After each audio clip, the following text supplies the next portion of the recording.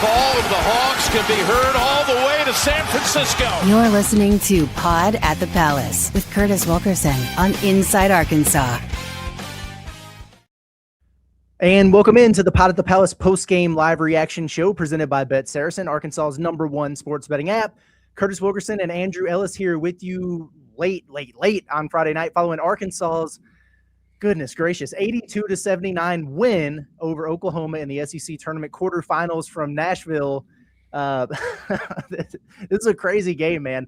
This was very much a, win ugly, never apologize for a dub, especially in March type of night. Arkansas didn't play particularly well overall tonight, but you know what they did do? They beat the hottest team in the conference who was playing with its season on the line anyway. So I'll take it. Thank the basketball gods for Darius Auff. Be better against, let me double take real quick, Ole Miss tomorrow in the semifinals. But hell of a game, entertaining game. Arkansas got it done in winning time. Darius Auff with 37 points in his return to action. Andrew, what do you make about what we just watched here? Yeah, this is certainly not the kind of performance where you come out of it being like, oh yeah, this team's ready for the tournament, man. We're rolling here. But you did take care of business at the end of the day. There have also been a lot of teams in Nashville here this week that have gotten into these weird games and not won. You mentioned Ole Miss advancing over Alabama. Yeah. And just to name one, I mean, there's been a lot of weird results that we didn't necessarily see coming here in this tournament. Arkansas ultimately ends up getting what was expected of them, which was a win. And, there were two things that we assumed coming into this game. We assumed that Oklahoma, who has already played a couple games on this floor, might be a little bit more ready to go at the start of the game. That held true. We also felt like Arkansas might have the advantage as we get deeper and deeper into the second half. That held true to an extent as well. Neither one necessarily resulted in Oklahoma jumping out to a huge lead and Arkansas going on a 20-2 run. But it felt like Arkansas was hanging close. They never really got down by that big of a margin in the first half, which felt important. And you tweeted it out in the moment. Darius Auff hitting that 3 to cut it to 2 going into the halftime break. The difference between 5 and 2 there felt massive. Arkansas took the lead shortly after in the second, early in the second half, and then were able to just kind of control the game and, got Oklahoma in some foul trouble. It was ugly. It's certainly not the type of performance that is what you want to see moving forward, but Arkansas survives and advances, which is all this time of year is about. And it was good to see Arkansas play a game like this. They haven't been in many weird rock fights like this. It frankly looked a little bit similar to the first Oklahoma game. I don't want to see those guys again, not because they're the best team Arkansas's played, but they just seem to bring out a weird version of Arkansas. They do, man. Here's the crazy thing about it. The first meeting in Norman, final score 83-79. This game tonight, final score 82-79. It was kind of the same deal where Arkansas looked a little bit sleepy coming out of the gates and then figured it out and were able to hold them off there in the end. But yeah, this one played out almost exactly the way that every one of these games in this SEC tournament has played out, which has been weird, where it's almost like the team who is fresh and on full rest comes out just a little bit, maybe sluggish, not completely dialed in, not locked in. And the team that's playing its, third game in as many days, they look sharp. They look in tune. They look a little bit, more physical. And we know, Oklahoma's in a situation where it was probably a win and you're in type of desperation mode. And Arkansas struggled at times this year when they play those teams who are, quote unquote, what Callis said, 4 times this year, more desperate than they are. So for Arkansas to win this game by any stretch, I think is impressive. And for them to do it when, again, they didn't play great in this basketball game tonight and they still got it done, I think that could be a good omen going forward, assuming they look a little bit better tomorrow against Ole Miss. But yeah, man, an interesting game. It's funny because I felt like throughout the course of the game, I was a little bit frustrated with Arkansas's defense, their defensive intensity, some of the stuff in the paint. I felt like things were coming a little bit too easy for Oklahoma. But you did hold this Oklahoma team. It's top 25 in offensive efficiency, under 80 points, 44.6%. It's not like they were just crushing it in there. 4 of 16 from 3. You'll take that. Nigel Paxman hitting more than 4 threes per game by himself. I thought they made some good adjustments on him in the second half. And then they really flipped the script in the rebounding column. Arkansas actually out-rebounded Oklahoma in this game, 37-36. They had 2 more offensive rebounds. I looked up at one point, and Arkansas was getting doubled up 20-10, like deep into the first half on the boards. So they really got serious on the backboards, and that certainly helped them as well. But yeah, man, Darius Auff, 37 points. He was cooking right away. You could tell that he had that pop back in his step. Was making threes. He was 5 of 9 from 3. That baseline shot that he hit there at the end was incredible. And I was kind of thinking, well, somebody else is going to have to do something here. Auff can't do it all by himself.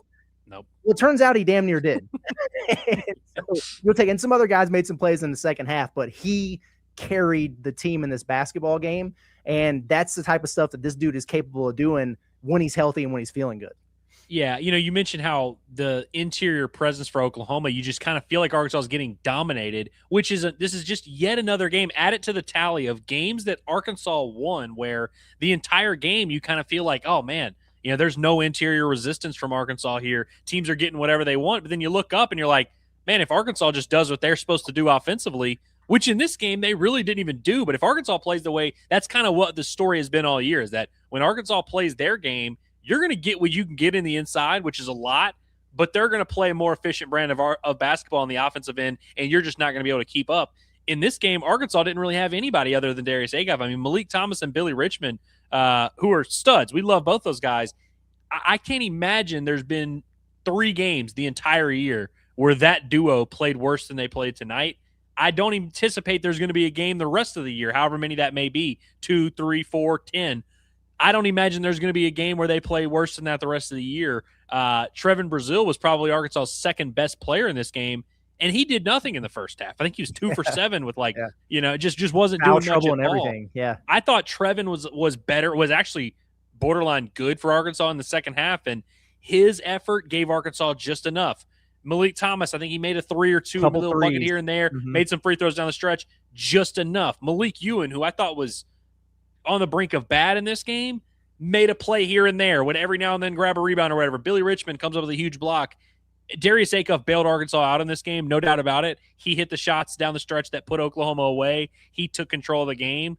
Arkansas got just enough from everyone else, and that's not a formula I want to make a living seeing with this Arkansas team, but tonight in this particular matchup, that was what they needed. Now let's play better tomorrow, and let's move on. Let's move forward. Yes, let's do that. And I think that's the key here. You've seen that Auff can shoulder you, and you kind of already knew that was the case. And I will feel better about this regardless of result if, we turn around tomorrow and all of a sudden Leak gets it going again. And Billy in particular, who I thought really struggled in this game, gets it going again. So if you get that, I think we're going to be okay. Are you seeing these private chats here from John? I mean, I'm sure we're going to get videos and stuff later, but just real quick, he says, no. Cal said he switched the call at the last second to have Auff not inbound the ball, but take the ball and the shot. We saw that confusion happening of Auff going inbound the ball and then kind of doing like we were like, he doesn't know what he's doing. I guess Cal literally drew up their normal play that they always run, and then at the last second was like, actually, no. But then John also says that Cal stopped mid-sentence, looked into the camera, and said, we are supposed to be a 4 seed, ... not a 5. Well, here's I love that, by the way, because that's all he cares about. It's not winning an SEC tournament. It's protecting or improving your seed. He said that like a million times. The only problem with that is like Texas Tech lost. That's great. That's an opportunity to pass somebody. And then you're tooth and nail with Vanderbilt. Well, Vanderbilt beat Tennessee, but because of the bracket for you, you beat Oklahoma. And then Vanderbilt gets a shot at Florida tomorrow, but you just get Ole Miss. And so I don't know if it's going to be enough for Arkansas to pass them. We'll see what it looks like. It's going to be very tight. I think you could go either way, but I love that Cal is stumping for the 4 seed there. That's good stuff, man. I appreciate that about him. Yeah. By the way, Virginia had an absolutely tremendous performance today. I think they won by 107. I think they played Miami. That's who they played. Oh, yeah. Beat them by literally 100. Really good performance for them. So just other little things. But honestly, Curtis, ultimately it's about your team and what they're doing and are they playing well, all that jazz. I think this is a performance. I'm counting on this being Arkansas's worst performance down the stretch. Yeah. That's the way this is only a cool, acceptable thing that we're going to look past if this is the worst they play. Yes, that is exactly right. It's going to be interesting to see what this looks like tomorrow because Arkansas is going to have to turn around. They play in like 14 hours. But they're also playing an Ole Miss team who will be playing its 4th game in 4 days. And it's been a ringer for them, man. Like it was Texas, and then it was Georgia with how they play up and down. And then it was Alabama in this game today. And most of those games have been pretty close. So I'm wondering what they're going to have left in the tank. But, for them, they've got a losing record. It's kind of crazy with Ole Miss. Dude, they won 4 SEC games all season, and then they haven't trailed for a single second in these 3 games in the SEC tournament. They beat 3 tournament teams. So who knows, man? It's kind of wonky on this end of the bracket. Arkansas is the only team taking care of business, go figure. Which that's what, I know we say it all the time, to survive in advance and all that. It's like this kind of stuff just happens in March, NCAA tournament and SEC tournament. And it's like, for you and your team, it's like, dude, I really don't care. Like you're going to play your game. Hopefully you play well enough to win. You move forward. I don't care who the hell shows up. It's like, I don't even, we were talking to the guys the other day and they're like, I'm not going to watch any of these other games. I don't care. We're going to we play at 2:30. We knew coming into the day, we were going to play at 2:30 tomorrow. Let me just, I hope these guys I hope the team is already back at the hotel and already asleep. Me too. I also hope that Malik Thomas forgets his headband at the hotel tomorrow. Yeah, it was a good look. It was a good look, but the results just weren't there. And what are we? Are you gonna spit on the basketball gods when they give you results like that? That's exactly right. Hey, Devo Davis was never shy. He would make changes mid-game, and it would work out for him there. But I had so many people, in my comments on Twitter, it was like, tell him to take it off. I'm like, okay, yeah, I'll just text him real quick and I'll get the message across at halftime. But that was pretty. Well, I guess it wasn't that funny because he really struggled in this game, but. It was like a big deal when you saw him run out there in the headband. And he starts missing shots. It's like, all right, dude. It reminded me of masked Malik Ewan, who came out there in his first rotation in that game, and it went awful. And it was like, he's got to get that off of his face. And then he did, and he was better the rest of the game. So, well, it's funny. If you think back to Arkansas's first game against Oklahoma, it was Auff and Thomas down the stretch. Thomas had like several clutch buckets in that game. Today it was not a 1-2 punch thing. It was just Auff, which is just, we talk about Arkansas's formula and what they're going to do in March. Obviously, I don't want it to look like this, but I think pretty much every game consists of get it to the final 6 minutes, be within 5 points. And in which case, you're not just going to let Darius take every shot, but you just feel like down the stretch, he's going to consistently get good looks, especially if another team is in the bonus. It's just going to be a hard thing for teams to deal with. He's really good, man. And dude, it wasn't like he did anything out of the ordinary or anything crazy. Like it was, he's one of those guys that is now putting up like quiet 30-point games. I think they said it was the 6th time this year he's had 20 and a half. Like, I believe it. If you have 6 20-point games, period. Malik Thomas is one of the best freshmen in the country. One of the best freshmen we've ever seen play at Arkansas. I don't know if he has 6 20-point games on the year. Right. Let alone 20-point halves. That's exactly. Yeah, that's crazy, man. It's wild to me that Trevin Brazile did finish with a double-double in this basketball game. 9 rebounds in the second half. I know, dude. I'm trying to think about it's crazy. I'm trying to think about like some of the memorable plays in this game. It's obviously like every shot that Auff made. Shout out to him for getting bouncy and dunking one in there. Yeah. But then there was that run where Ewan drove one middle and dunked it, and then Billy made his only aggressive move of the night and finished one that put Arkansas up by 4. But the one that keeps sticking out to me, and I feel terrible about it, is Billy getting put in the rim. You don't just dunk on Billy Richmond and get away with it. That's why their season's over. That's disrespectful. It's almost as disrespectful as putting Nigel Pack on Trevin Brazile to start the game, but they weren't able to take advantage of that at all. They moved away from that, and then in the second half, Trevin actually started playing better. We've talked also a lot about how Arkansas sometimes baits teams into forcing the ball inside, and then you look up and you're like, oh, they've got 45 paint points, but they've only made 2 threes or something like that. Right. Nigel Pack, he did make a couple shots down the stretch that made me nervous because you kind of just felt like, oh, Nigel Pack's about to just get hot and ride him here. He finished 2 for 5 from 3. Oklahoma as a team, 4 for 16 overall from 3, which is a big part of why they end up scoring a little bit late. That you finish with 79, kind of looks okay. You look up, there's like 3 minutes left. They got 67 points. And it's like, you're like, man, Arkansas played bad defense in this game. But Oklahoma, you kind of baited them into playing a weird style of offense. Yeah, no, they certainly did. Yeah, let's see. Brown wasn't very good in this game for Oklahoma either. No, they shut Brown down. Shot making standpoint. He did have 8 assists, but yeah, they limited him from the field, 2 of 10 from the field. The Wagi dude, the big man for them, was just outworking everybody in there. It felt like He's 35. What's Reed? Is that his name? Yeah, Reed had a good game. He was active for him. in there for him.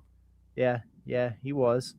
8 of 21 from 3 for Arkansas. I thought the shot selection in the first half was pretty poor for the Razorbacks. Oklahoma has done this thing with their defense where they just completely pack the paint and they try to cut off those driving lanes and they dare you to shoot. I thought Arkansas got real stagnant. It was like, all right, we're just going to stand here and watch Acuff play. And if he happens to pass it, then one of us will try to do something. They got a little bit more movement going. They were playing more in transition in the second half.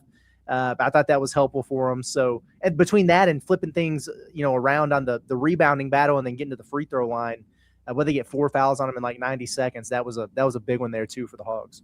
Yeah, and especially Acuff did such a good job of this, of just going right at him. And I don't know how many free throws he shot in the second half, but I felt like he was able to get downhill. And then, you can still have those threes. I mean, he got Malik Thomas a wide open three, as wide open as you can be, because he drove into the teeth of that defense. He got Trevin Brazil like 3 or 4 wide open threes. And I didn't make any of them, but in terms of you want to talk about shot selection, in the second half, Arkansas pretty much got exactly what they wanted offensively on every single possession. It was just a matter of if it went in. The Billy Richmond threes, we had a couple of those go up, but I felt like Arkansas, and we've seen this a few times, they just kind of find better answers offensively throughout the course of a game. Like sometimes you can force them into some weird takes early, and then by the second half, you look up and you're like, oh, they just routed off 9 straight possessions where they got a good look. Like that's kind of tough.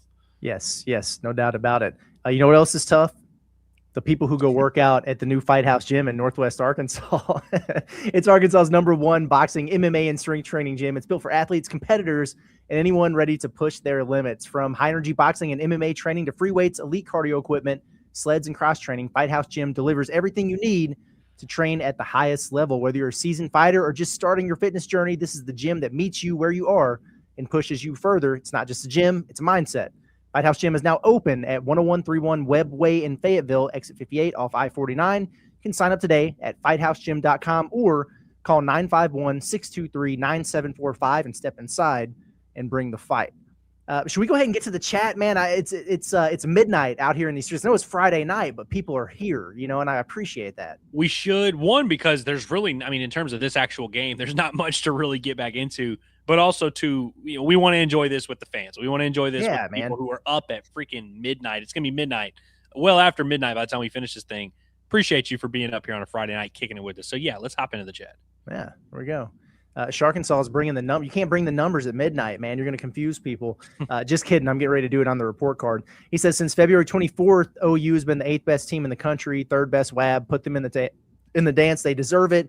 Huge dub. That was something I meant to bring up here. I do hope that they get in. They won't, but I hope that they do. I would agree. It is. This is a very interesting stat. It does tell a story. It is tough to say since they snapped their 9-game losing streak, they've been great. Yeah, but since they snapped their 9-game losing streak, they have been great. They truly have. Since February 1st, Arkansas is number 8 in the country. So a longer, this is a top 10 battle is what you're saying. That's exactly what this was. Yeah. That's what's going to be tough for Oklahoma. And they've got some good wins in this little run that they've been on here, but I don't know, man. The only thing that they've got going for them better than Auburn even is their overall record. Like every metric, quad one, like all that other stuff Auburn has on them, I feel like they would put them in beforehand. I really hope Auburn doesn't get in. But I do hope Oklahoma gets in. Actually, I don't feel bad for them. It just sucks that you guys were a casualty of the greatness of Darius Acuff and the Razorbacks, man. Like anybody else that they could have played tonight, I would have been heavily rooting for the Sooners, but somebody had to take the L. It just happened to be you guys, Curtis, I know this is a stupid thing to say, but it's midnight and it's a post-game show after a stupid SEC tournament game. If they panned to both locker rooms on Selection Sunday and they were like, hey, Oklahoma, how bad do you want to be in the tournament? And then asked Auburn, hey, Auburn, how bad do you want to be in the tournament? The reactions in both would tell you exactly what choice to make. Because those Oklahoma guys would be like foaming at the mouth, yeah, get me in the tournament. And Auburn would be like, yeah. They'd start arguing with each other about it. Keyshawn Hall would start choking Keyshawn Murphy. Exactly. That's exactly right, man. It's crazy. Derek says 1 of 2 glass slippers broken. Woo Pig Suey. Yeah, Arkansas is going to have to be the Cinderella Killers. What were they trying to call them? The Oh no, it's the Cinder Rebels is what they were saying in the game before. Yeah, are we going to embrace that going into tomorrow? Should I put that on the preview? Can Arkansas take down the Cinder Rebels? Yeah, we are the evil stepmother that makes Cinderella do all the chores. That's right. Yeah, watch out. You're going to turn into a pumpkin tomorrow. Let's see. What else do we have here? From Marshall. And again, appreciate everybody for hanging out with us. It's really cool. Says Oklahoma for sure wanted this game a lot more. Didn't love the effort, but hey, they got to win. I ain't going to complain. I feel like you do about this, I think, Marshall. And they did want the game more. And that's not like a huge indictment on Arkansas. It's human nature, man. Like, they were literally playing for their lives, and Arkansas is playing next week no matter what. So there's just going to kind of be a different level of sense of urgency there. And I thought it showed at times. But Arkansas, once you get into the meat of the sandwich there in the game, when it's that competitive, you usually level up. And Arkansas eventually did. I wasn't crazy about – I thought they played hard, but like Oklahoma had the edge on – they were getting the loose balls, the 50-50 balls. That gets a little bit annoying, but it was more the lack of focus from Arkansas and awareness on defense that was irritating me.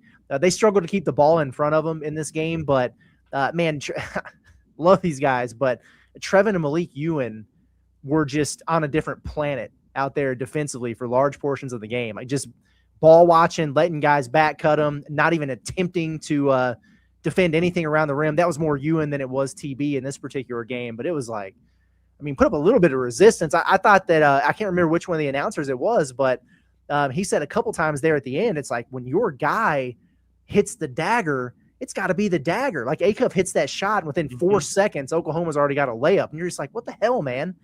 Guard somebody around the rim, will you? But the play that made me the maddest was when the little white kid got the rebound. He just goes coast to coast, weaves through 5 hogs, and he gets the layup there. And I'm like, dude, what are we doing here? That's what irritated me more than anything in this game.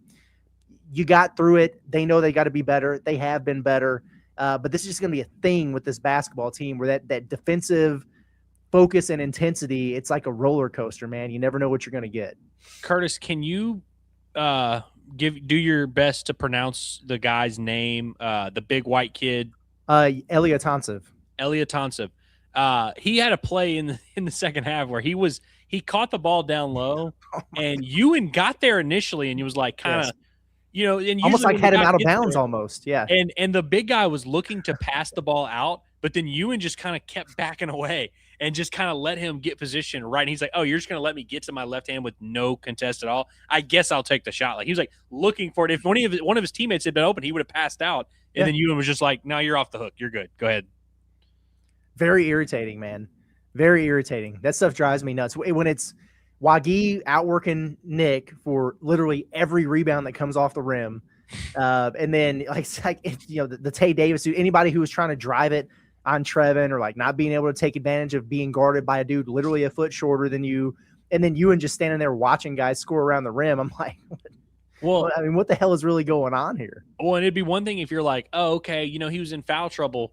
Well, then how did he still foul out? How did you manage to allow a ton of buckets and then still pick up stupid fouls off ball? Yeah. You know what I mean? He picked up a lot of just loose ball fouls where it's like, come on, man. Mm-hmm. Slapped a few people in the face, listen, just I still like Malik Ewan. I haven't given up on him yet. I'm going to call him tonight, just like Cal did. I'm going to call him and I'm saying, Malik, I haven't given up on you. We still need you. But very frustrating tonight a few times. Yeah, have a seat, son. Let me tell you a story about a man named Chris Wilcox. Addison says, Darius. Dude, what a stud, man. My goodness, man. Yeah, he was awesome.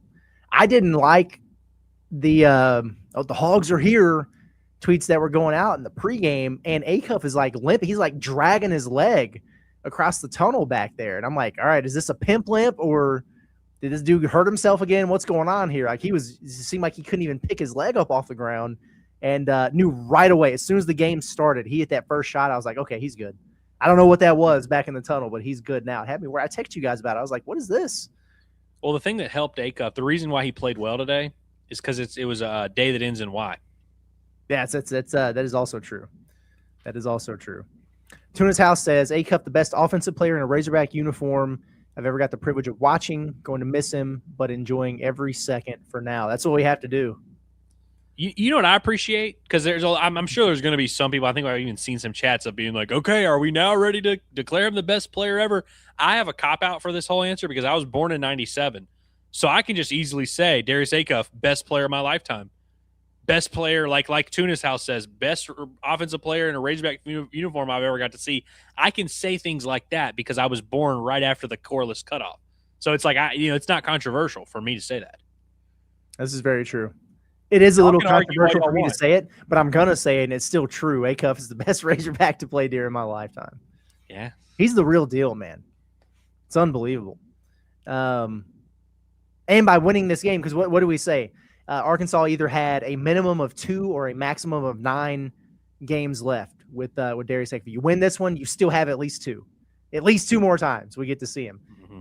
Go beat freaking Chris Beard tomorrow, and then it's at least 3. Let's keep this thing rolling as long as we possibly can here.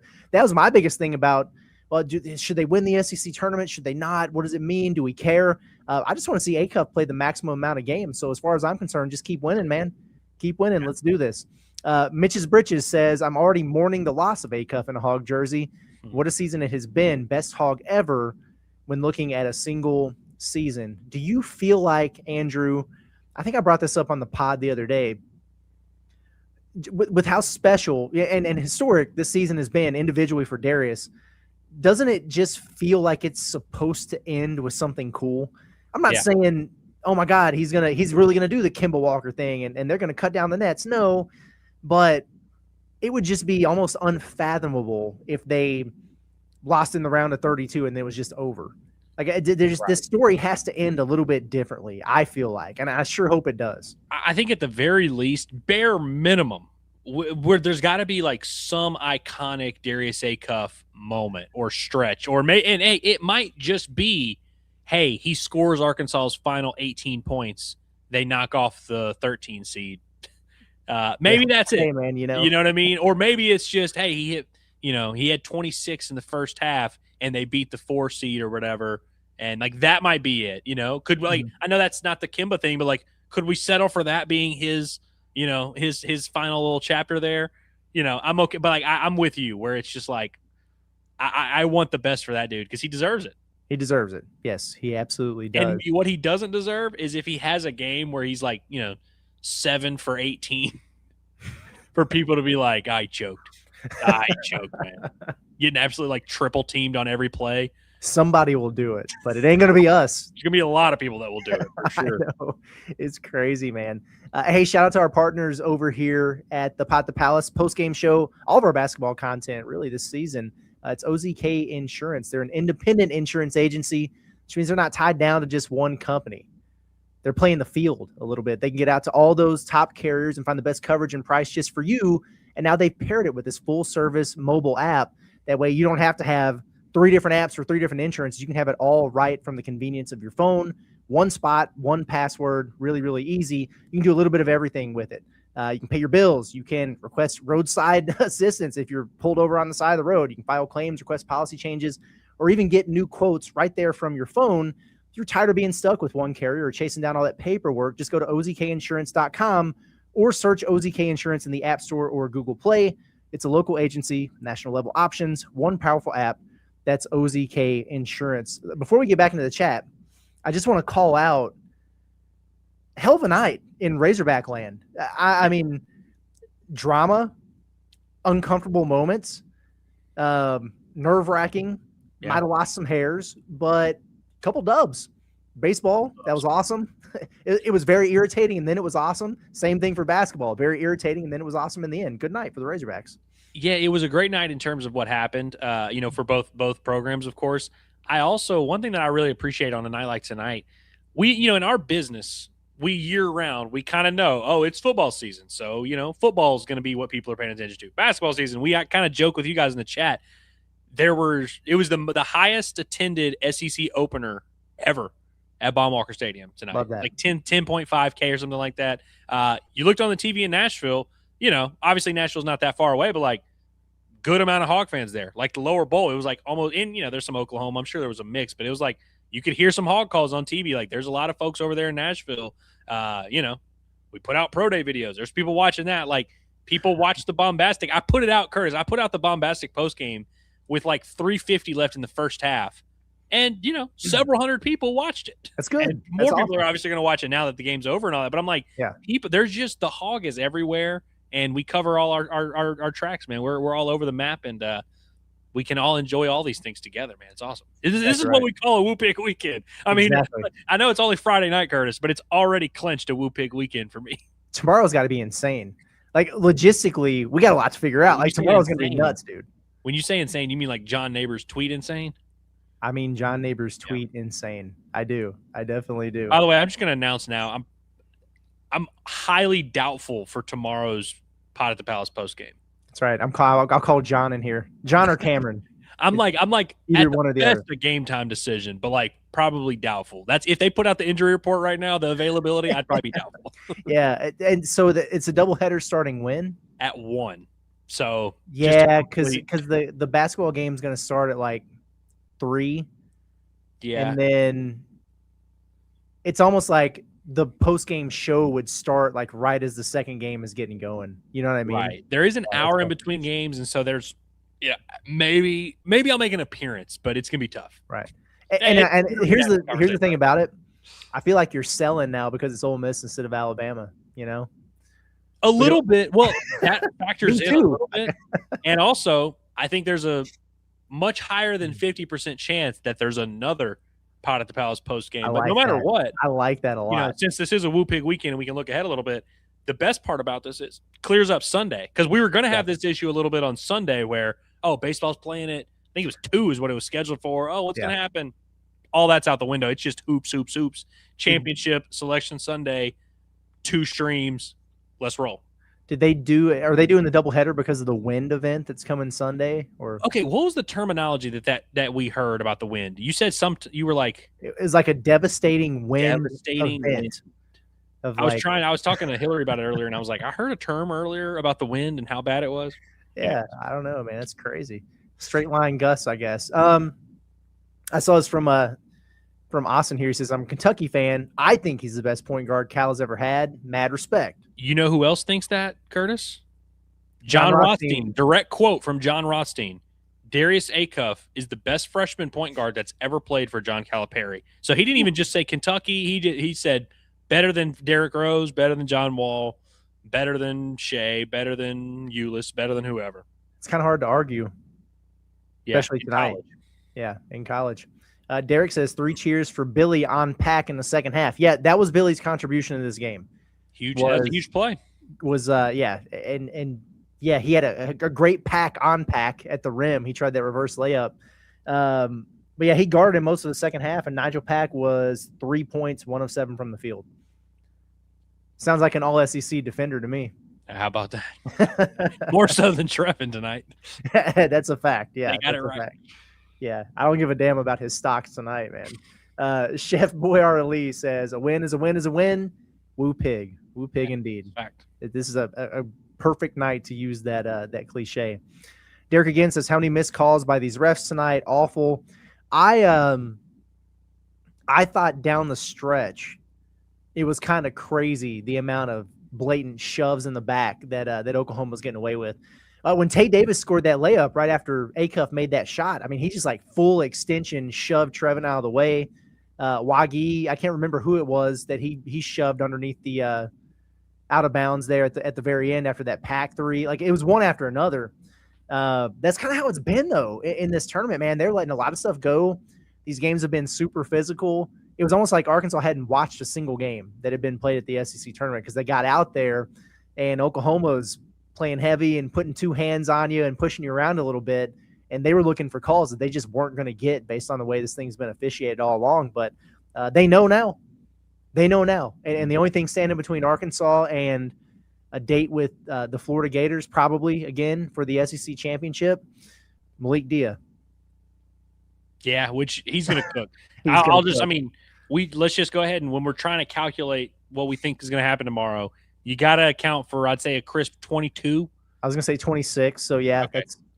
Let's split the difference and call it 24. I like that. 24 for Malik Villa. Okay, so now can you get those random other guys that popped off in the final few minutes against Arkansas to chill out? Hey, Vandy played Florida pretty well. They did. At Florida. At Vanderbilt. It was at home. It was at home. Yeah. It was in Nashville. They lost by 1 in Nashville already. They can, There you go. You never know. That'd be crazy. If after all this, you go into this SEC tournament and you think, you know what, man? Arkansas is going to get another shot at Alabama. Then you get Ole Miss. You're going to get another shot at Florida. Then you see Vandy. It'd be kind of crazy. Well, since the Oklahoma game was a carbon copy of the previous Oklahoma game, if the Ole Miss game is a carbon copy of that, which frankly sounds about right, I'll sign up for a carbon copy of the Vanderbilt game in the championship game. Yeah, why not? I'd be okay with that. That'd be something. From Easton, he says Hogs versus Ole Miss in the semis, just like we all predicted. In all seriousness, this all but guarantees a 5 seed unless we win the SEC championship. I think what he's saying is it negative effect really. No, I think what he might be saying is like it's going to be tough to get up to a 4 when you can't get that signature win while you're here. That makes sense. The Oklahoma win's a quad 1 win. Sure. So, okay, cool. But it's like Vanderbilt got Tennessee. Yeah. And now you can't get anything close to that. Like they beat Ole Miss, it's a quad 2. Maybe Bama losing helps though. Maybe. Man, the thing that sucks about Bama, and it's not a great loss that they just took, so maybe that dings them a little bit. But they had all of those same team that just beat them. That they've got that set of metrics. It's all in the top 10 in the country is the only thing. That's why I was hoping they get a shot at them. But there's nothing saying that you can't pass Vanderbilt. There's nothing saying that they can't pass. Did Kansas win? No, Kansas got blown out. They got blown out? I don't know, maybe not blown out, but I remember them being down by double digits.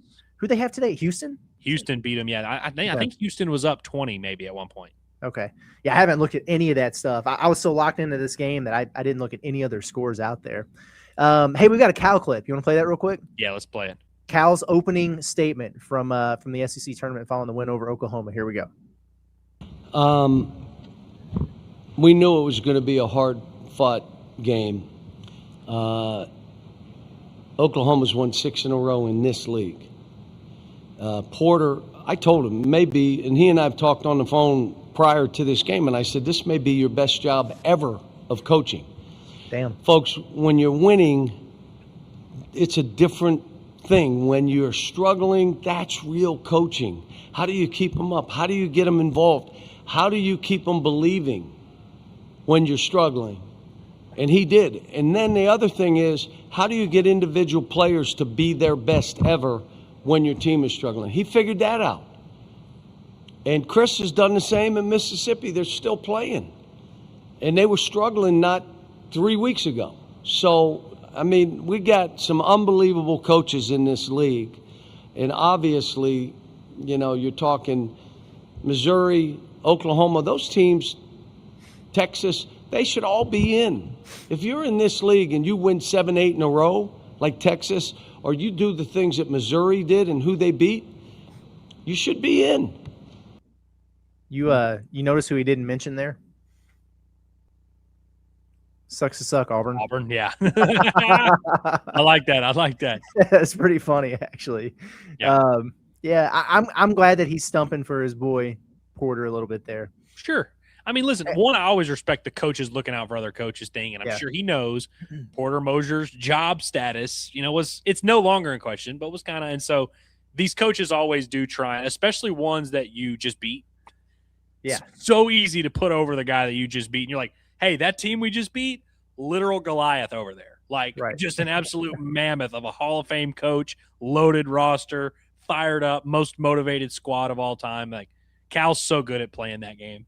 He is indeed. By the way, real quick, just a quick update on some of the scores you were talking about. Yeah. Kansas did lose by 22 to Houston, 69-47. Okay. Virginia beat Miami by 22. Mentioned that earlier.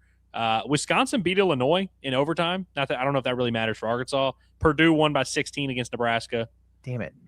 And, then you had obviously Vanderbilt and Alabama and Tennessee kind of all having their results. And so that's kind of just – yeah. so you win some, you lose some. Arkansas is 1,000% not going below a 5 at this point. Sure. I'm going to be very anxious to see what the bracket updates look like tomorrow morning going into the Ole Miss game. Because honestly, here's the thing that kind of sucks. I'm just being honest with you folks, what this is going to look like here. Tomorrow's result it's not going to have that much of an impact no matter what. Once you get to Saturday, once you get to the weekend of these conference tournaments, like the selection committee has already selected the teams. Now they're going through the seeding process. Later in the day on Saturday, they're going to be bracketing everything. That's all done by the end of the night, Saturday night. And they just have a contingency for Sundays in case there is like a bid stealer or something that kicks somebody out. So Arkansas might beat Ole Miss tomorrow.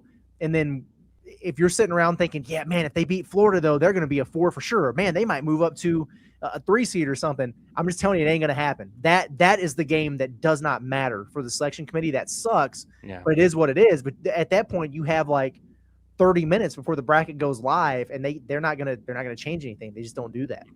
Yeah, well, especially with that Saturday game being against a team that is not going to move your needle in any of those numbers. So the committee's certainly not going to be like, hold up, whoa, Arkansas Ole Miss is about to go final. Let's not lock Arkansas into a 5 just yet. That's not happening. You're right. Yeah, exactly. Looks like we got another. I want to listen to this clip from Cal on Trevin Brazil because, well, frankly, I need to hear it before I do the report card because I thought it was almost like borderline inexcusable how bad he was in the first half, and then he played a lot better in the second half. He gets a double-double. Maybe this is something that Cal's going to talk about here. About like, yo, dude he was tripping out there, and then he kind of figured it out. Let's see. Let me say one thing. As TB's walking off, was on the set of the SEC, and the guys. He is the key to our team. Darius has done this, but if we want to be special, TB does what he does in the second half of this game, and we're really good. And so, he's an important piece of this. Malik Ewan was good today. I thought he played well. A couple plays on pick and roll. He was back too far, but short of that, he started coming up with rebounds. And he ran the floor, like sprinted, and got a dunk. And so, that's encouraging. Once on the dunk thing. He ran the floor and got a fast break dunk once. Yeah, he lost me with the Ewan stuff there. I'm not going to lie. Literally, he remembers one play in the game. Trevin certainly in the second half. And he is right about – Sure, yeah, Trevin is right. He is the key to this team being good. It's been proven throughout the course of the year. That's why it was so – I'm disappointed that – Is Ryan in here yet? Have we seen Ryan? I don't believe so. Grandpa's already asleep. Grandpa's go to sleep before midnight. So it's unbelievable because he'd be having a field day in this one. And I tend to agree with him a little bit, but it's very, very this is the kind of stuff from Trevin that is maddening to me. It's not when he goes for 28 or when he goes for 19 and 9 on somebody. It's when you get in a moment like this and everybody knows how important you are to Arkansas' success. And then he was out there in the first half. Like he did not give a damn about being out there. Just not focused, walking around, no effort, no energy, no awareness. And it was like, good Lord, play the two bigs together and get him out of there. Like, this is crazy. But then I'll just full disclosure, I text John and Andrew at halftime and it was like, hey, Acuff can't do this by himself. I feel like, Malik Thomas, some of these other guys can get themselves going. We've seen Ewan do it before. But it's very rare that Trevin gets off to a start like this and then figures it out. And he did, though. So to his credit, I was wrong about that one. I'm glad I was. But, man, he's got to show up with his head out tomorrow, man, because it's true, man. They need him. They really do. It's the way this game played out, it almost makes me, like, happy for the quick turnaround in a weird way. Yeah. Like, I'm like, because it's like 2:30. Obviously, it's kind of, they got to make sure they, like, genuinely go to sleep right now. Like, they should all be tucked in their 90s right now. And you got to get a good night's sleep. But, like, I think this is the type of game where you started to find a groove down the stretch. You should be chomping at the bit to get back out there, especially knowing that you're getting a much easier task than you thought you were getting. Right. Yes. No, that's 100% true. Back to some more of your chats, and appreciate everybody for hanging out with us. From Willie, he says, any concern, assuming we beat Ole Miss, that playing so many games with a limited bench will mean a team with tired legs come March Madness. No, I'm not concerned about that. The only thing that you would like genuinely like, I'm knocking on wood as I say this. The reason why playing extra games this weekend would suck is because it's just adding wear and tear to the body to where, like, you know, if you play an extra game, that's a game where you might fall weird on your ankle. You might get elbowed in the stomach and now have this weird bruise, or, you know, just weird little things you can pick up. You shouldn't have tired legs, because even if you play Sunday and it goes into triple overtime, you're going to get 4 or 5 days, and usually 5 is what they give to teams that play in the conference title game. You should get 5 days of rest, so there shouldn't be any tired legs. You would just be worried that, oh, man, are we going to be playing too much and maybe get an extra bruise or two? Yeah. No, I'm with you.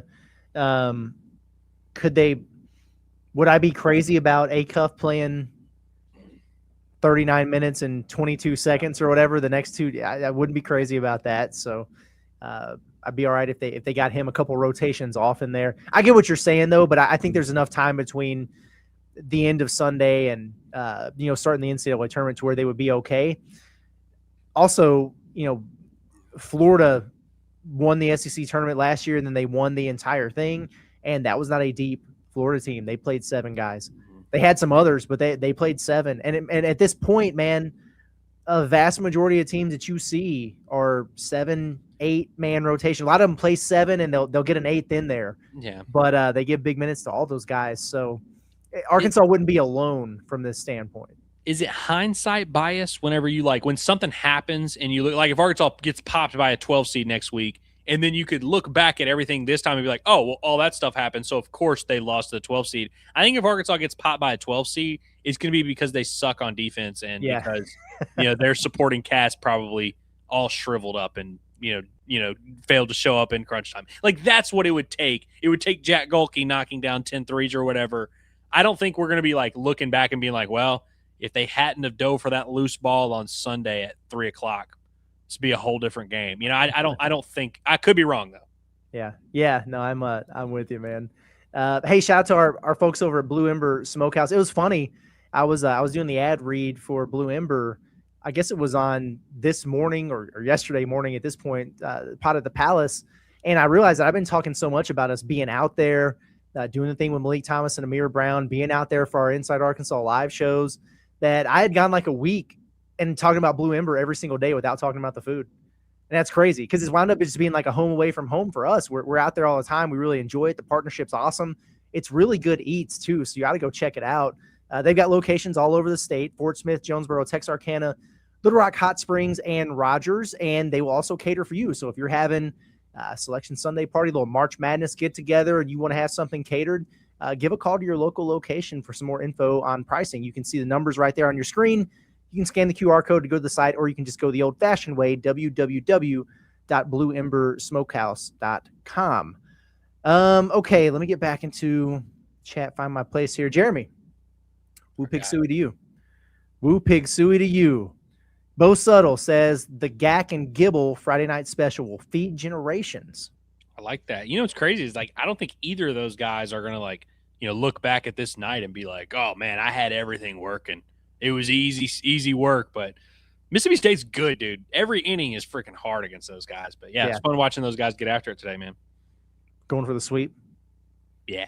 And, well, you know what I love about it is double headers are guaranteed splits most times if the teams are close. It's a serious win, baby. I will gladly sign up for a split. Yeah. Well, hang on. So I said that I would concede the Oklahoma game for Arkansas to get the sweep. So they're definitely gonna split now because the Oklahoma game was won. So that game that we just watched, Curtis, was the equivalent of a doubleheader split. Yes. Yeah, no kidding, dude. Let's see. When we're up 1 to 2 possessions with under 2 minutes left in the game, and Auff has the ball in his hands, I am somehow not nervous at all. He is him. Oh yeah, he is him. Yeah. I mean, he's not going to make every shot. He's not going to, every single game just go 5 for 5 down the stretch or whatever. But I can live with whatever look. That shot he nailed coming out of the timeout with 5 seconds on the shot clock, had that not gone in, I wouldn't have been like, wow, come on. We should have drawn up a better play. I was cool with that. Well, there's also just no drama about it. You just know. Last year, I mean, think about the Texas Tech game. it was like, oh wow, so DJ took those last 2 shots.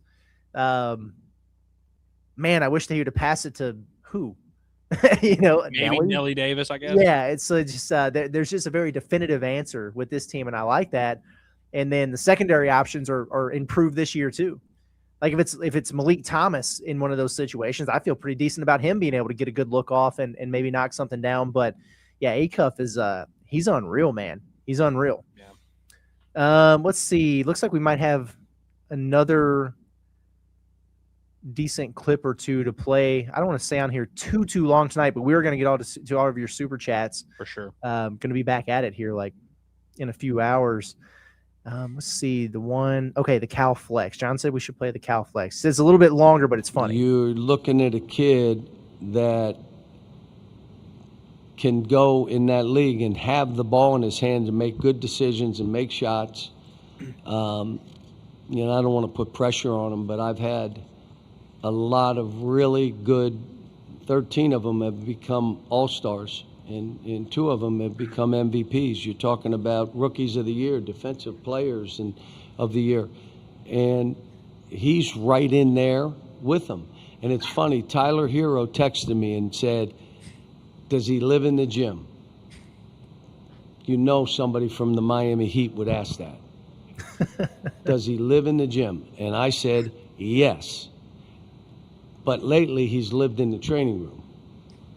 But yes, he lives in the gym. So does Malik Thomas. Dudes live in the gym, which means they can miss plays, but it never phases them. And it doesn't matter what I say to them. If I say you stink, they laugh. You're crazy.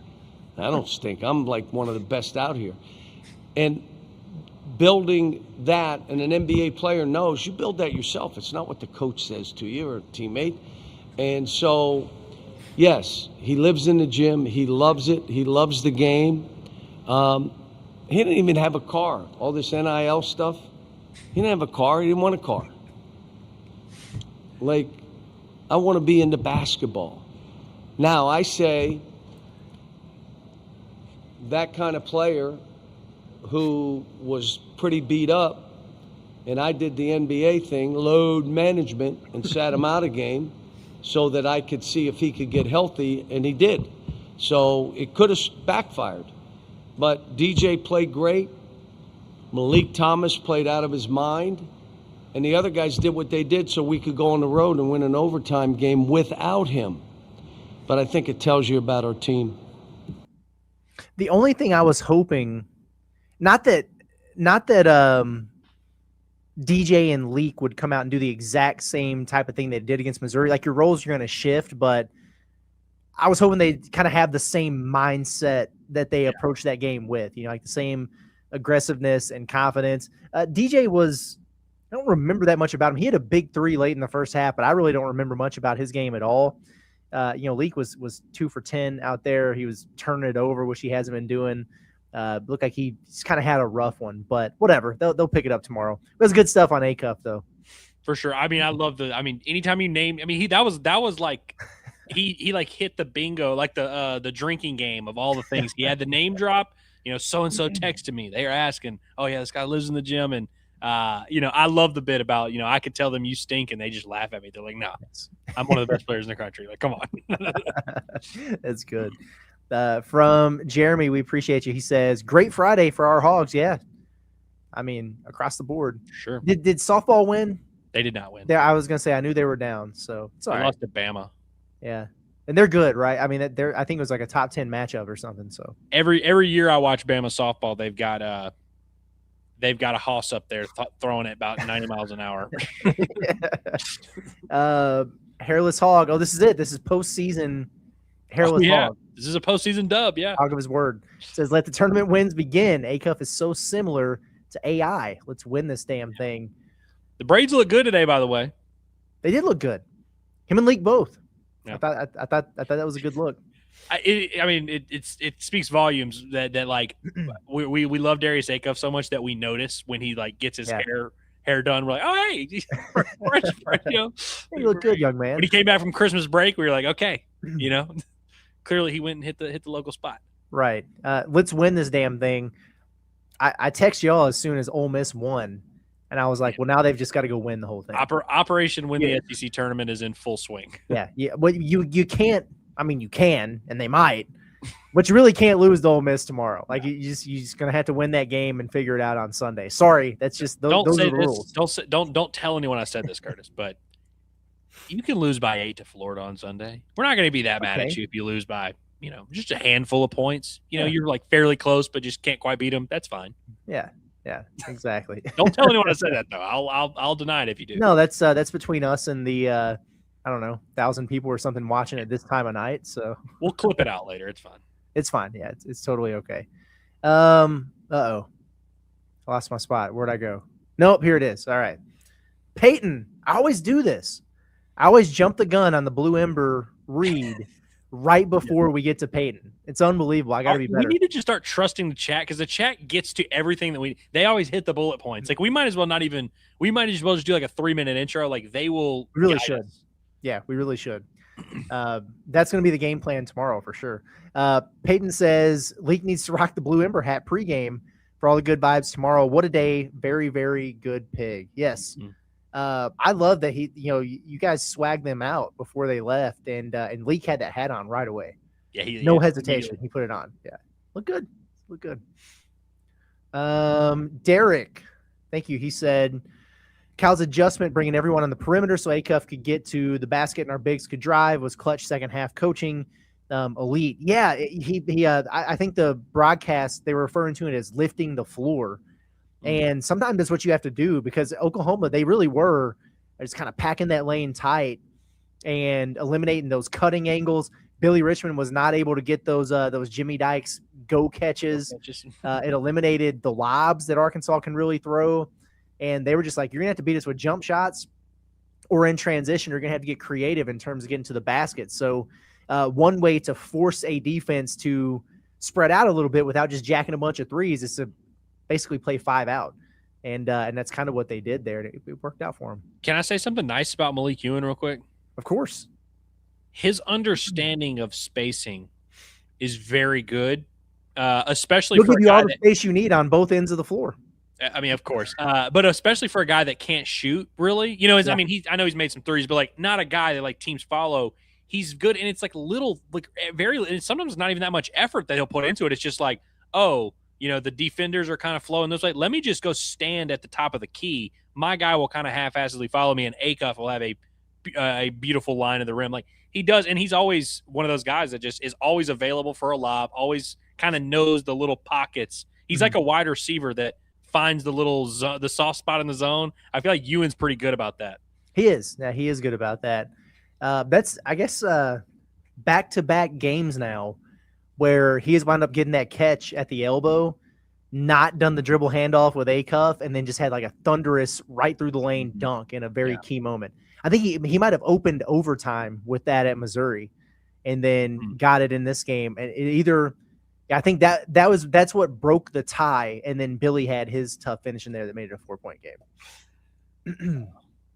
Walla Walla Hog says recency bias, but Oklahoma over Texas. I mean, I would say they're playing at a much higher level right now than Texas. And Texas had a stretch there where they were pretty solid and consistent. But, Texas has been pretty average for a few weeks now.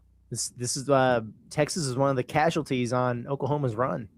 I think that was the regular season finale. They beat them in Austin, which is the easiest place in the conference to win, but they did it. So good on them. Cannon says, it's such a privilege to get to see Darius Acuff play for Arkansas. I didn't get to see Corliss or Joe. Mason Jones was cool, but man, Darius is awesome. Yeah. I mean, Mason Jones on a better team would have been, even more fun, but it was almost a situation where Mason had to do what he did in order for Arkansas to be like competitive, that year. And with Acuff, he's just, if Acuff was just a dude who was scoring, 15 a game, like if he was putting up Malik Thomas level numbers, which that sounds insulting to Malik Thomas, who's having a hell of a year, but you get the picture. Arkansas still, they're a tournament team and they're talented and they're good and everything, but for him to do this with the supporting cast he has around him also is it's kind of crazy, man. Yeah, I loved watching Mason Jones cook because he was one of those guys where it's like, all right, for the next 9 possessions, this is just our guy. Like we're running the same action. We're getting in the looks. He was like 3 years too early. Because if he had been on any of those like JD Notte must teams, he would have been like exactly the missing piece that would have actually given them a pretty good offense. And that would have been awesome. Michael Wickstrom says, good win. Who do we want to see in the first round? It don't matter. And also, low key, I mean, I know we care more about the NCAA tournament. That's not what we're worried about right now, if I'm being honest with you. Let's see what happens tomorrow. I want to see the projections going into or after tomorrow's game.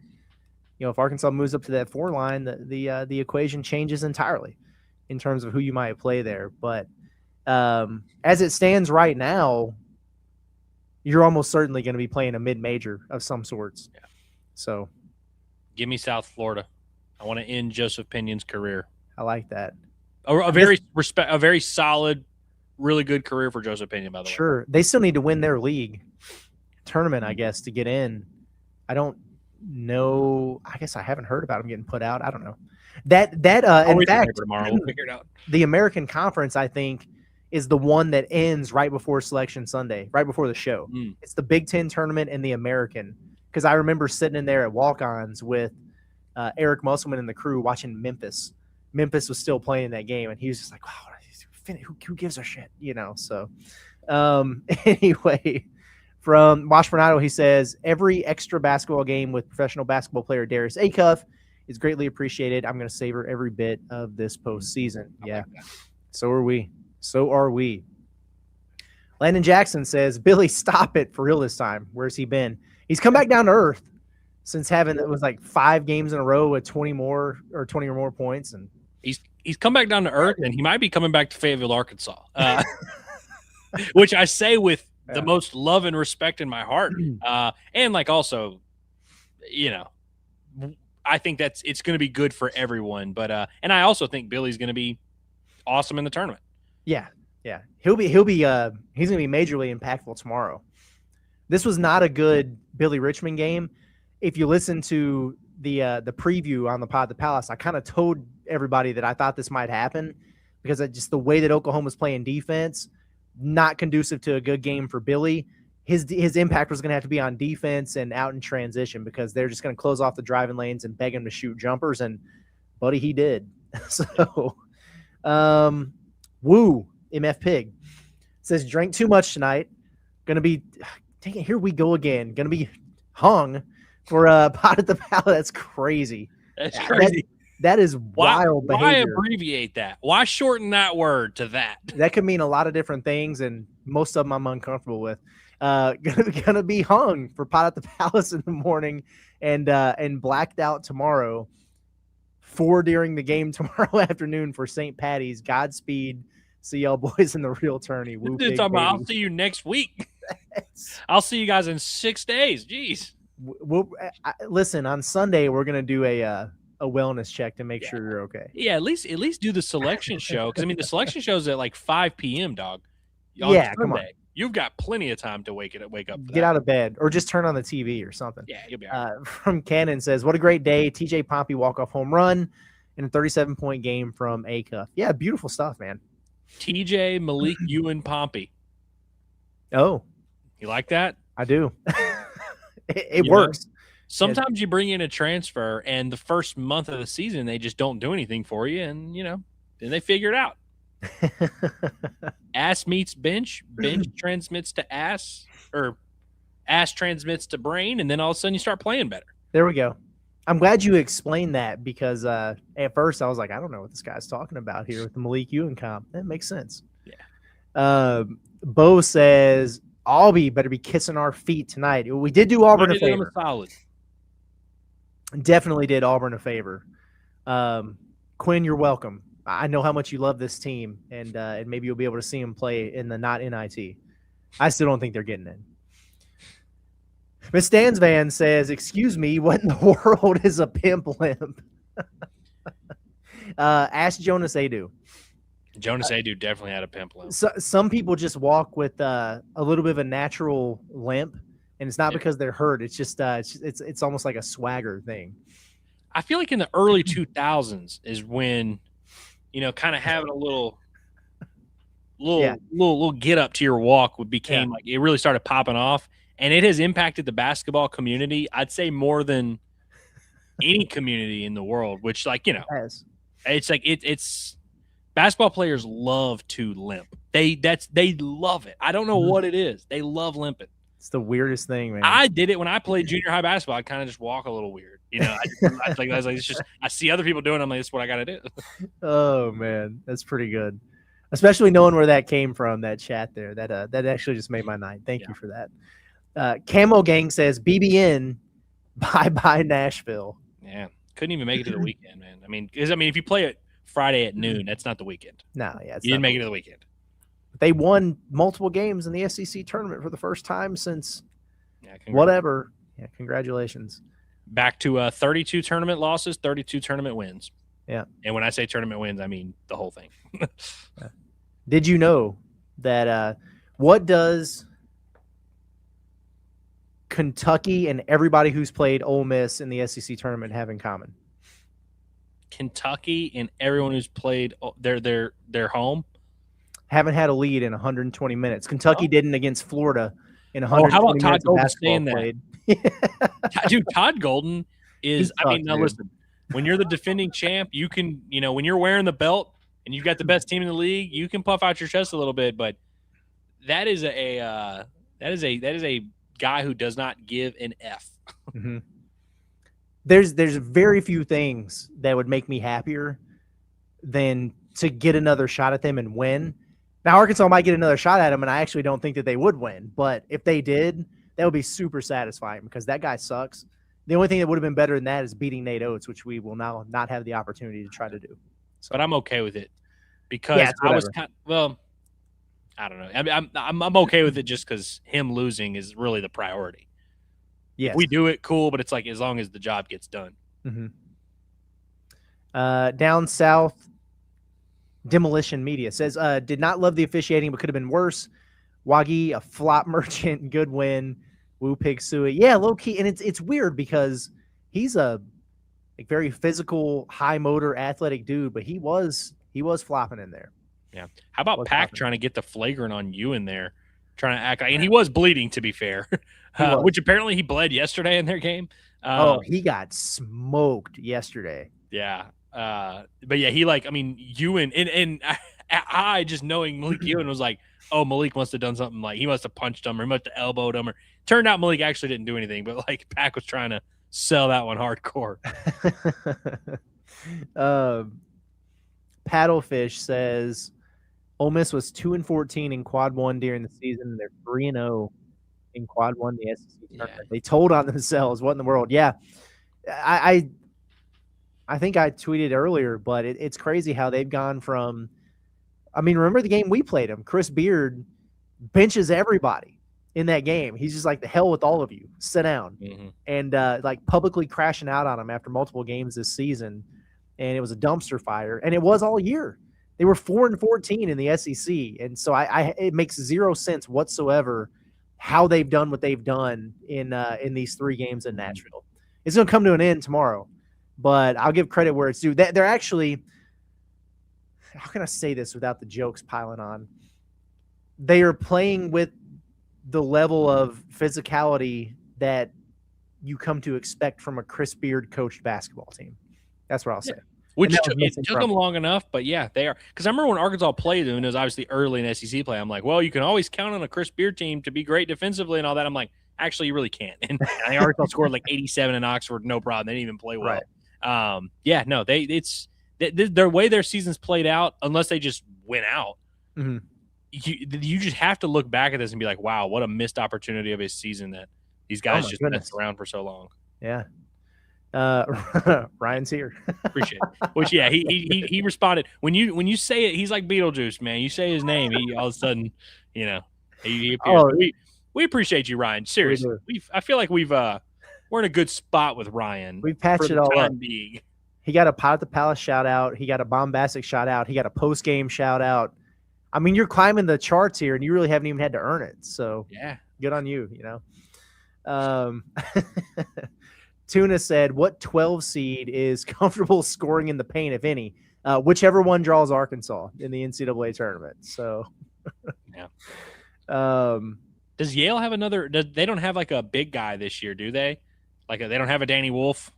They don't have a Danny Wolf. I mean, that's a once in a lifetime. I know they'll have an exciting White who will be crafty in there. So good footwork. Yeah. Butcher Boy says, "Did my super chat come through earlier? Sent it during the countdown." It may have not because I don't see it anywhere. Did you go all the way back up to the top? At least of the starred section. If it may have just not gotten starred. Yeah. Dang it, man. Sorry if we missed that, but I don't guess we saw it. I'm trying to go all the way back up to the top real quick here. The problem is it's like all the chats from during the game. Oh yeah. Also, I'm just scrolling. Yeah, no, the first one we have was from Sharkensaw, and that was after we had started the thing. So I don't think it came through, man. Sorry. But you could just tell us what your question was without super chatting it, and we'll answer it if we see it in here. Okay, moving on. From Will, he says, we done worrying about Acuff's leg now. Well, who is we? You and the mouse in your pocket? I've not been worried about Acuff's leg, but everybody else was yelling at me from the top of their lungs to set him out for the rest of the year. Yeah, we didn't even want him to sit the Missouri game. Yeah, exactly. But no, I feel you. And, I think Cal was right about this because we could tell there was a big difference in Acuff from – it was like a run of about 2 weeks there, and how he looked against Texas. He looked a lot better. He's had 28 and 13. But there was also a big difference, I thought, in how Acuff looked tonight versus how he looked against Texas. And that was one of the things Cal said is like, hey, I thought he looked better against the Longhorns, but he still needs to be able to step on the gas a little bit more. He did that in this game, so the rest definitely worked wonders for him. I imagine he won't do too much between whenever this run ends in Nashville and when they play their first game. But, not worrying about Acuff's leg. Looks good. I genuinely do believe that it's going to play out to where he will enter the NCAA tournament with the perfect amount of rest, recovery, but you've also gotten back into basketball shape because you've played plenty of minutes over the weekend. I think it's going to play out pretty well in terms of his readiness, knock on wood. Washburnado says Leak was burning off Blue Ember. He'll go off tomorrow. Yeah, we'll take the blame for his performance tonight. Yeah, a little sluggish. Yeah, but yeah, that's to be expected. That just means the boys at Blue Ember did their job. That man was sitting up there on microphone talking about how important it is to fuel your body the right way. You got to pay attention to what you put into your body. It impacts your performance. And then he walked out of there with about 8 to-go boxes worth of Blue Ember. There were a lot of them. That's on us. Yeah. Oh, goodness gracious. Celery says, y'all see the way Darius threw the – I can't even see what that emoji is. It looks like a hook 'em. Like, oh, okay, on the last shot. Like a rock out thing. I don't know. Insane aura. He knew that was money. Yeah, that was that's a pro shot, man. That was a hell of a shot. I kind of liked his vibes. I liked his energy in this game. He's usually pretty stoic out there, but there were a number of times. There was one time they even pointed it out that I can't remember if it was during a review or whatever, but he was just like vibing to the music. He's like dancing to the music in there. There was one time where they zoomed in on him, and I think it was like a tie game at that point, but something had just happened that didn't go Arkansas's way. He was like at the free throw line with his hands on his knees. He just had a big smile on his face, and he was nodding his head. It's like, you already know it's business time kind of deal from Darius, man. That was awesome. There was no shortage of time. He scored Arkansas's first basket. You spent 0 minutes of this game wondering of like, oh, wait, I mean, is you're going to be all right? You know, right. You were worried about that. Oh, you look up, oh, he's 0 for 3. Is a little rust? What's going on? Like, none of that. It was over right away. And went down the stretch when they needed him. He leveled up, man. He was in complete control. As he tends to be. Green Eggs and Sam. Love that name. Yeah. That's been around for a while, right? You talking about the Cat in the Hat? No. Green eggs and Sam. Yeah, no, yeah. Sam's my cousin. You know, he likes to. You know, I say Sam's about like every third week we get a super chat from Sam, which is a very respectable rate. I must add. It's one yes, because you're my family, brother. You don't need to be. You know, you just You still get like Christmas cards and stuff, or is this it? I don't. I mean, I don't know if me and him ever sent each other Christmas cards. Honestly, Are you a Christmas card person? I have not. As an adult, I have never made one, taken pictures or anything like that. When you become a married man, you're gonna have to. Yeah, no, and I'm like, I'm game for it. I think I maybe even pitched it this past year, but no, I don't think my parents stopped being big on that once, my older siblings left the house. I will say your first year of marriage, you'll probably do it because you'll have all those photos. But then it's kind of do you have a kid or do you have a dog? Yeah. And if you have one of those things, you kind of have to. Other than that, if you're just you can't a get couple, professional for photos if it's just you. yeah, no, you can't do that. You can't do that For sure. Anyway, back to the chat here. It says, glad y'all are fighting the good fight to get our full post-game show. Arkansas opened as 9.2-point favorites versus Ole Miss, 83-74 on Torvik. Wasn't sure if that was discussed. See y'all tomorrow. Good. No, I'm glad to see that. I'll definitely talk about it for the pod in the morning.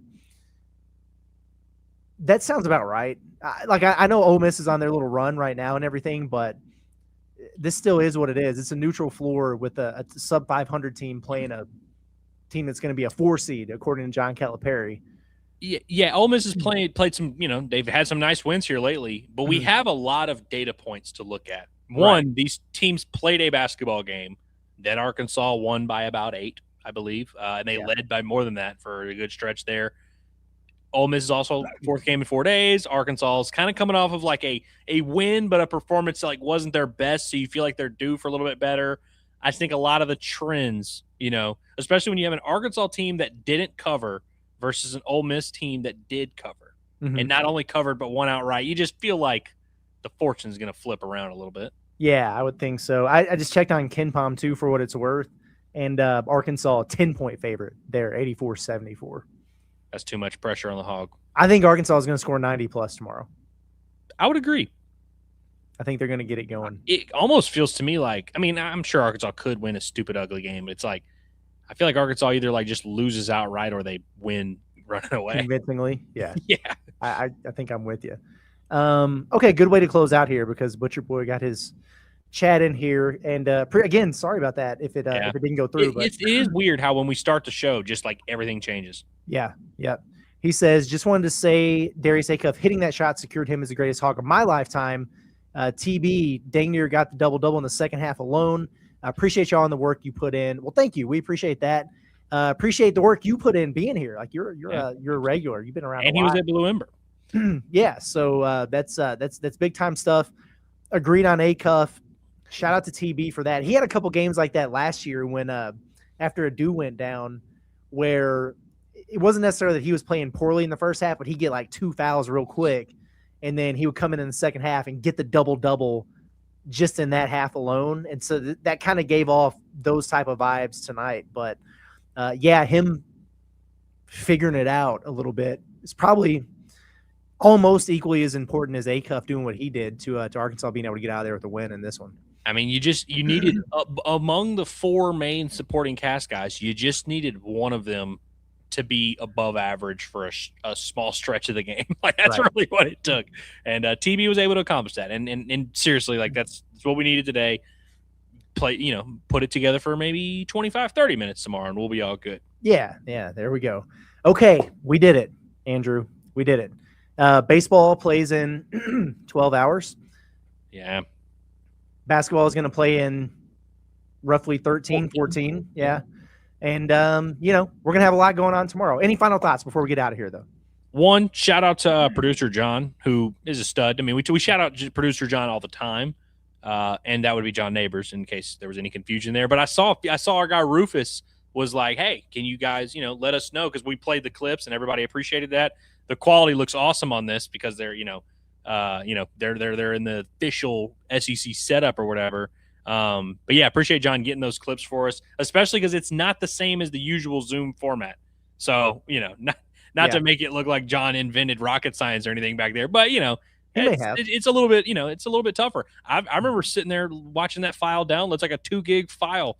It took me 2 hours to upload it one time a few years ago. So it can be tough, but appreciate John. Appreciate everybody who hung out with us at 1 a.m. I mean, big crowd. That's always cool. And it just, appreciate the pig for bringing us all together. And I say that with a lot of sincerity. And I'm looking forward to another fun day tomorrow. Right back at it. We just get right back on the horse. We keep watching ball and we keep talking about it. It's what we do. And I'm excited to get to bomb, man. People are going to be so sad if Arkansas wins this series. People are going to be so sad, and people are just not going to talk about it, which is fine. We should talk about the basketball team on the way to win their SEC tournament. I'm cool with that.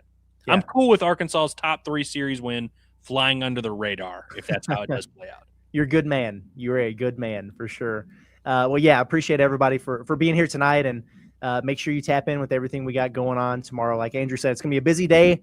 Make sure you tune into everything going on with the Bombastic. I'm sure it's going to be some bangers after Arkansas gets this sweep over Mississippi State. And then come hang out with us again for the Pod the Palace postgame show. The one thing I can guarantee you is I'll be here. We'll see who else will, but I will be here, and the show must go on. And it's going to be a good time. We're expecting good things from the Razorbacks. And then, next day is Selection Sunday, man. It's gonna be a blur from here. So what everybody said when they were sitting there chat saying, I'm just savoring every moment. I'm just, I'm soaking it all up with Darius Auff. Continue to do that. We're going to continue to do it as well. And I don't know, get a few hours of shut eye or whatever, and then we'll see you right back here tomorrow. Everybody have a good rest of your day. For Andrew Ellis and producer John and intern Cameron and intern Gigi, I'm Curtis Wilkerson. We'll see you guys next time. Have a good night.